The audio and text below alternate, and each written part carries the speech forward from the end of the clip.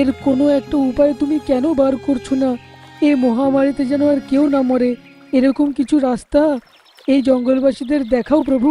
ওদের এই প্রার্থনা শুনে আকাশে বাদল ছেয়ে যায় আর খুব জোরে বৃষ্টি হতে লাগে।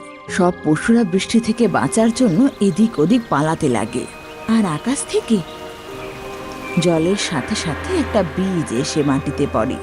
বৃষ্টির কারণে সেখানকার মাটি ভেজা ভেজা ছিল, যার কারণে সেই বীজ মাটির ভেতরে চলে যায় আর পুরোপুরি অদৃশ্য হয়ে যায়।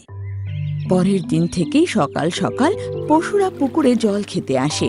তো ওরা ওখানে একটা গাছ দেখতে পায়। আরে, এই পুকুরের কাছে গাছ কি করে উঠে গেল? সেটাও এত বড়। তখনই সেই গাছের ডালে দুটো আম ফলে যায়, কিন্তু তখনও কেউ আমের নাম জানতো না। আরে, তুমি দেখলে এই ফল কি করে এত তাড়াতাড়ি বড় হয়ে গেল? এটা তো কোনো চমৎকার বটে।